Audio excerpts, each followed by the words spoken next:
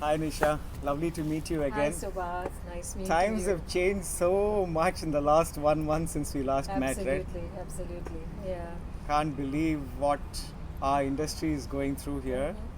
Mm-hmm. And we have a place in Bali. We built it with so much purpose and intention to for having a sustainable tourism experience. But in these times, whatever your intentions were, you just have to find a way to just stay calm Absolutely. And and just slow. yes, Mm-hmm. right? Mm-hmm. So I call it calm and chaos, but you have to find a way to stay this way. But my question is, how is the broader, because you have been in this industry for so long, how is the tourism industry affected overall by this?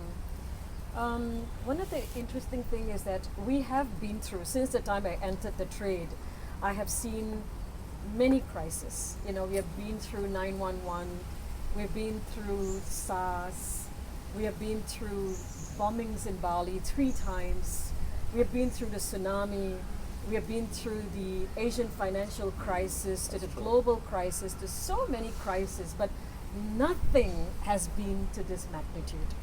We have built our resilience. This is one perfect industry that comes out very resilient and even better after a crisis. And I've seen that. But however, this is unprecedented. We are going to be looking at an industry that is envisaged about 50 million jobs that's going to be lost in the next few months. More than 30% of travel is going to drop from what we saw last year. We are also going to be seeing that even after COVID stabilizes, it will take another 10 months before travel actually starts to take its pace. There's so many uncertainties happening in this industry, and many people are now grappling with fear, uncertainties, anxieties in a manner that I have never seen before. Wow. Yeah, that's I would say that's the reality of where we are today. I mean, Absolutely. we don't no point in qualifying this as grim or dark or something, but this is we should know what we are you know walking into and how we have to plan for something Yes. of this sort. Yes. What? I think it's very difficult for us to know what is going to happen, but I think a reminder is needed that we've been through Yeah. difficulties and challenges and crises, and we have come out brave with better strategies. And I've only seen people gotten better after many of these crises. So that hope and optimism, I hope it's going to be there for the next few months. That's right. And honestly, when things have passed, all of us will want a break from being at home, staying at home, staying isolated, right? So, no better way than to go and have an experience of a different place to travel. That it will Absolutely. actually be heartwarming because people will say, yeah, now I can see the world and I can still see the world, right? So I think the industry will positively bounce back. Yes. But do you think that the industry also needs to reinvent itself in some way? Some changes need to happen? Yes, definitely. We really need to rethink our norms. We need to rethink our ethics. We need to rethink about tourism as a whole. There are many mistakes that we have done in our industry, chasing businesses, chasing tourists, competitive marketing strategies. It's been a number game for many of us in this industry. But what this pandemic has taught us is to look around and see how the earth is healing. Many of the beautiful destinations in the world, we are seeing what it used to be once. We are now beginning to listen to people who have been traveling, how they want to look at themselves as not as tourists, but as travelers the moment this crisis ends. How beautiful is that? It's a really beautiful thing that is happening, and that is giving us hope to see what are some of the ways in which we could really re-look at tourism. Yes. I love that phrase of tourists versus travelers because normally when we go on a holiday, we have a checklist, a to-do list, if you will, Absolutely. which is bigger than what we would do in a normal working day. Absolutely. So we come back after this exhausted and possibly having burnt a few more out places, more. right? Yes, of the yes. earth and of its Yes. elements, right? Yes, yes. So And that is a vision that I have for travel for a long time, actually, being a practitioner who have so much of passion for this industry, is that there is got to be a spiritual dimension to travel in the way that we are traveling. When we gaze, I hope we will have a spiritual gaze after we travel, to look at the world with more love, to have actually that responsibility and ownership over the ecological resources as well as the human resources that are surrounding us. And that responsibility as a part of humanity, when we travel, what is our responsibility? So I think maybe this will teach us to slow down.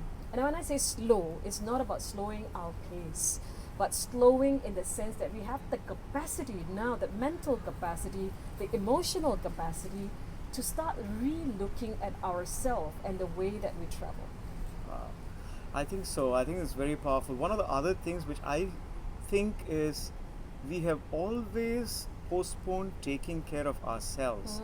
So I hope tourism associated with health and well-being and connecting with nature, these are the things which hopefully in a way will address body, mind and spirit, Yes, right? absolutely. I think one of the good thing about our industry is that we have always been very hospitable. It's always about the others.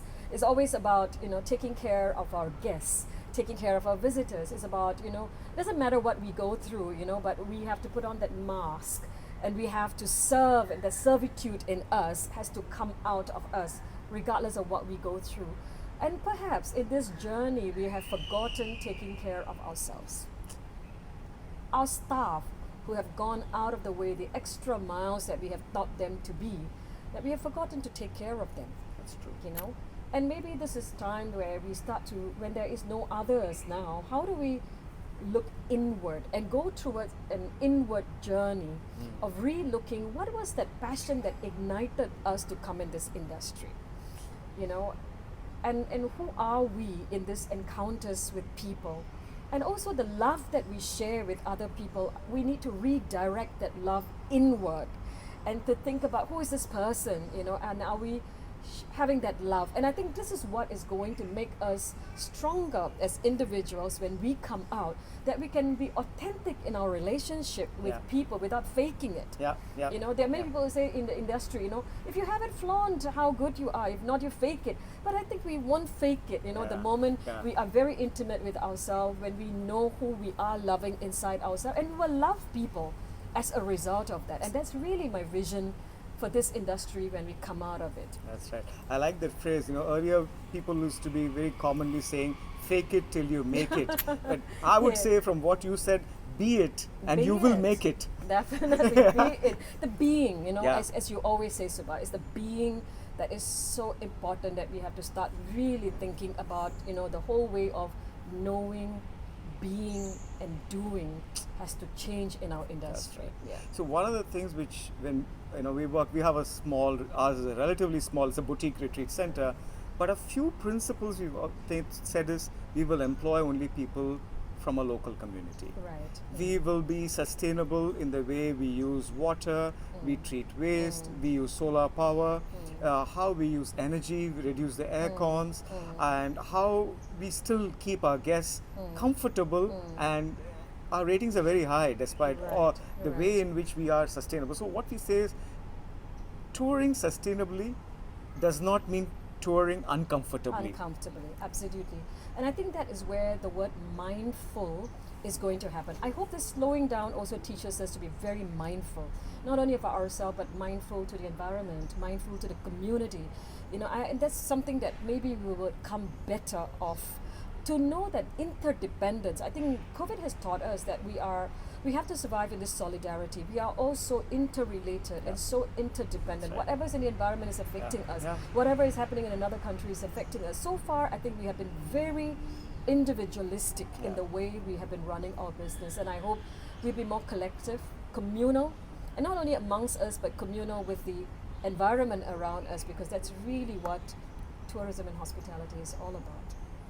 Thank you so much, Nisha. Thank you. Only pray for our brothers and sisters in this industry, and for all our customers and our guests who we have served, Absolutely. for their health Absolutely. and for their well-being. Absolutely. Yeah. My prayers and thoughts with everyone in our hospitality and tourism industry, and I very strongly believe that we will come out better than ever before. And it's just a matter of time. Thank you. Thank Subba. you so much. Thank Yeah. you. Thank you.